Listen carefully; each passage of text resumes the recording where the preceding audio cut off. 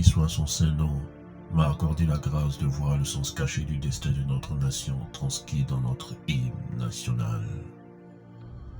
Le maître de l'univers, béni soit son saint nom, a fait grâce à la Côte d'Ivoire d'avoir sa ligne directive directement inscrite dans la Bible. En effet, un ensemble d'événements qui a commencé depuis l'indépendance avec la succession de pouvoirs, de systèmes d'événements depuis 1993 correspondent parfaitement à une chronologie révélée dans la Bible.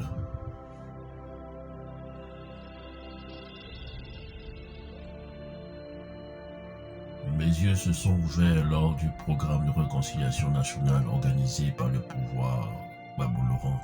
Un intervenant qui présentait l'ONG Fiers Ivoiriens révélait ceci. La Bible nous dit « Salut, ô terre, l'espérance, pays de l'hospitalité !» Et ensuite, des légions remplies de vaillance ont relevé ta dignité.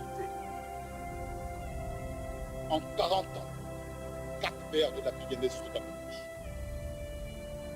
L'hymne national nous dit tout, nous apprend tout, nous montre le chemin à suivre. Et nous fermons les yeux, Dieu nous parle au travers de l'hymne national. Pendant la transition, 4 vers sont accomplis. Je cite, tes fils, chers Côte d'Ivoire, fiers artisans de ta grandeur, tous rassemblés pour ta gloire, te bâtiront dans le bonheur. Mais la plus grande révélation transcrite dans l'hymne national se trouve dans le dernier vers qui annonce ceci.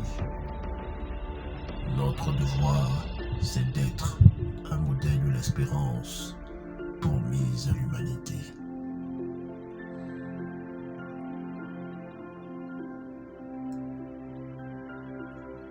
Petit rappel, l'hymne national a été écrite par le prêtre chrétien, en l'occurrence Monseigneur Jean-Marie Coty.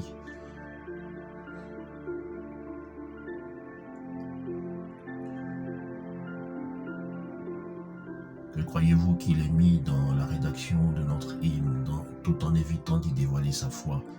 La Côte d'Ivoire est un pays laïque. Il a subtilement intégré le socle de ses convictions religieuses en conformité avec celle du père fondateur Houphouët-Boigny. C'est pour cette raison que la rédaction de l'hymne national a été longtemps attribuée au feu ministre d'État Mathieu Ekra afin de ne pas rentrer dans un débat idéologique inutile, car l'essence de la Côte d'Ivoire nous a été donnée par Dieu au travers de l'hymne national.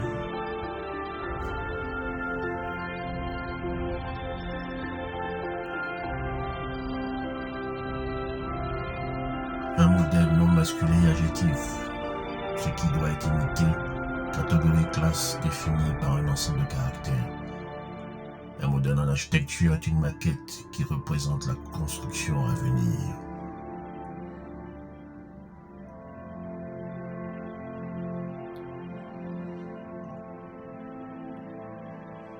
L'espérance promise à l'humanité. Une espérance promise à l'humanité, c'est quelque chose qui a été dit ou écrit quelque part. Ou est-ce que quelqu'un a promis une espérance à l'humanité ou écrit quelque chose?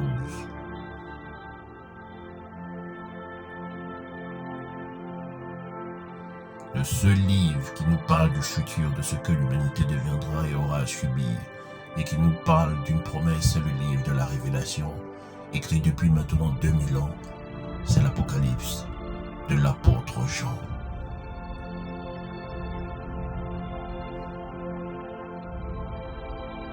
Ce livre nous promet le retour de Jésus-Christ. Il est écrit à tous ceux qui entendent la parole écrite dans ce livre. Voici que moi, Jean, j'affirme. Si quelqu'un ajoute quelque chose à tout cela, Dieu lui ajoutera les grands malheurs décrits dans ce livre. Si quelqu'un enlève quelque chose aux paroles prophétiques de ce livre, Dieu lui enlèvera sa part des promesses de ce livre. Il ne pourra pas manger les fruits de l'arbre qui donne la vie, ni entrer dans la ville sainte. Jésus affirme que tout cela est vrai et il dit, oui, je viens bientôt, amen. Viens, Seigneur Jésus. Que le Seigneur Jésus vous bénisse tous. Apocalypse 22, versets 18 à 21.